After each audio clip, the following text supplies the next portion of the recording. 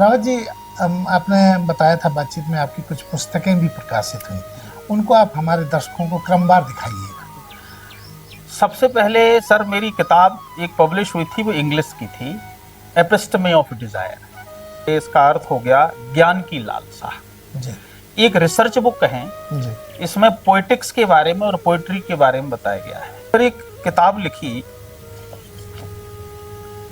ये सपनों का सारथी। अच्छा, पुस्तक में क्या मूलतः मैं बता संक्षिप्त रहा में हूँ बताइए। जी। अभावों से कोई व्यक्ति बच्चा जूझता है, जिसके पास इतना धन नहीं है कि वो पुस्तकें खरीद सके, इतना धन नहीं है कि विद्यालय की फीस जमा कर दे, तो किस प्रकार से उसके अंदर वो मोटिवेशन मिलता है, वो कैसे अपने सपनों को पूरा करने के लिए अड़िग रहता है और धीरे धीरे जाकर के वो एक बड़ा आदमी, एक सफल व्यक्ति, एक अच्छा नागरिक बनता है। उसकी एक मोटिवेशनल स्टोरी, एक भावुक कथा के माध्यम से ये बताया। और इसका दूसरा पार्ट, जब पाठकों ने कहा कि इसका दूसरा पार्ट है, तो फिर ये लिखी गई स्वप्न रथ। अच्छा अच्छा, स्वप्न सेकंड पार्ट, इसी का सेकंड पार्ट है। ये नोवेल तब कंप्लीट होगा जब आप इसको पढ़ेंगे। अच्छा, अच्छा। इसमें बालक से लेकर के इंटरमीडिएट तक की कहानी है। अच्छा। और उसके बाद फिर वो व्यक्ति किस प्रकार से यूपीएससी के मैदान में कूद पड़ता है, क्या क्या कठिनाइयां आती हैं, कैसे तैयारी होती है और किस प्रकार से वो अपने लक्ष्य में सफल होता है, ये पूरी कहानी इस नोवेल के माध्यम से इसमें बताई गई है। तीसरी पुस्तक आई देवदूत। अच्छा, ये पुस्तक मैं विशेष रूप से कहूंगा कि सभी को पढ़ना चाहिए। इसलिए पढ़ना चाहिए, शॉर्ट स्टोरी है, ये कोई नॉवेल नहीं। अच्छा, और शॉर्ट स्टोरी काल्पनिक नहीं है, रियलिस्टिक स्टोरी है। इसमें फोटोग्राफ के माध्यम से बताया गया है। अच्छा, ऐसे लोगों की कहानियां हैं जो परिवार, स्थानीय लोगों की, अच्छा, जिन्हें आप उन मोहल्ले के नाम से जानते हैं। हाँ। उनके नाम से भी आप परिचित हो सकते हैं। वो जगह, उसमें दृश्य बतलाए गए हैं, आप उसको खोलेंगे तो पता चलेगा। जैसे एक अनाथालय में एक बच्ची रही, उस बच्ची को जब पैदा होते ही किसी ने फेंक दिया, उसको सुअर और कुत्ते खा रहे थे। उसका एक हाथ खा लिया जानवरों ने, कान खा लिया। फिर उसको स्थानीय प्रशासन ने अनाथालय में जो भर्ती कर दिया। बच्ची 1.5-2 साल की हुई। अब उसको कौन एडॉप्ट करे। उस बच्ची की इतनी बुरी स्थिति हो गई थी कि अगर कुत्ता भौंक जाए कहीं दूर तो वो डर जाती थी, बेहोश हो जाती। इतना दहशत थी उस बालिका के मन में।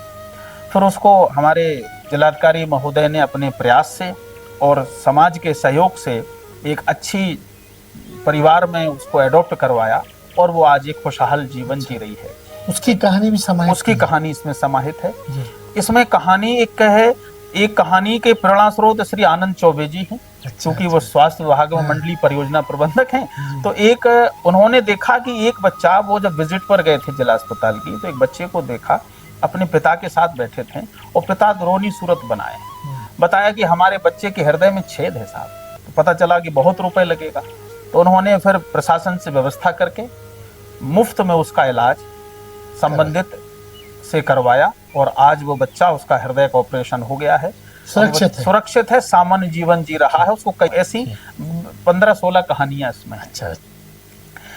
इसके बाद ये कहानी एवरेस्ट की दूसरी ओर, ये आईएएस जो रविंद्र कुमार सर के सानिध्य में लिखी गई है। जिलाधिकारी थे, जिलाधिकारी पहले झांसी रहे, अब जिलाधिकारी आजमगढ़ हैं। तो उनके साथ है कि जिलाधिकारी तो बहुत होते हैं, लेकिन ये ऐसे और एकमात्र ऐसे जिलाधिकारी हैं हिंदुस्तान में जो एवरेस्ट पर चढ़े और 2 बार चढ़े। तो एक बार की जो नेपाल से चढ़ने का वर्णन है वो उन्होंने स्वयं लिखा है, मैनी एवरेस्ट। उनकी 7 पुस्तकें आई हैं मेरे ख्याल से। वो अच्छे पोइट भी हैं। और उन्होंने मैनी एवरेस्ट एक किताब लिखी है जिसमें नेपाल से चढ़ने की कहानी है। इसमें जब वो दूसरी ओर चढ़े, ये चाइना की तरफ से, इसमें उसका वर्णन है। इसके साथ साथ इसमें तिब्बत का इतिहास है, तिब्बत का जो गौरवशाली इतिहास रहा है, दलाई लामा का जो वंश परंपरा रही है, उनका चुनाव कैसे होता है, इसका पूरा वर्णन है। वहाँ के खेत खलिहान, किसानों की क्या समस्याएं हैं, कैसे जीवन यापन करते हैं। इसके साथ साथ एवरेस्ट पर जो भयंकर आपदाएं आती हैं, जो बर्फीले तूफान हैं, कैसे कोई चढ़े, रास्ते में तमाम दिशा ज्ञान दिया गया, डेड बॉडीज पड़ी हुई हैं। तो ये रोमांचक किताब भी है, ये आत्मकथा भी है, ये ट्रेवलॉग भी है और एक नॉवेल भी कह सकते हैं।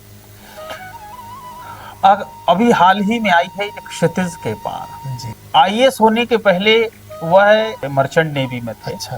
उन्होंने लगभग 8 वर्ष वहां काम किया। तो समुद्री यात्राओं के दौरान जिन पोर्ट पर जहाज रुकता है तो लोग थके हारे होकर के आराम करते हैं, लेकिन इन्होंने आराम करने की बजाय वहाँ का इतिहास, वहाँ के कल्चर, सभ्यता, संस्कृति, कहानियां उनके बारे में जानने की कोशिश की और जहाज और कोशिश ऐसी की कि कहीं गए तो कोई बूढ़ा मिल गया, उससे बात की, किसी दुकानदार से बात की, किसी लाइब्रेरी से बात करी। तो इस प्रकार से जाकर के उन्होंने संस्मरण है। तो अपने किस्म की ये शायद एकमात्र हिंदी पुस्तक है भारतवर्ष में।